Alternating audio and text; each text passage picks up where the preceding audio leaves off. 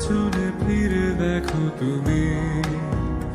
অপ্রত্যাশিত কোনো অতিথি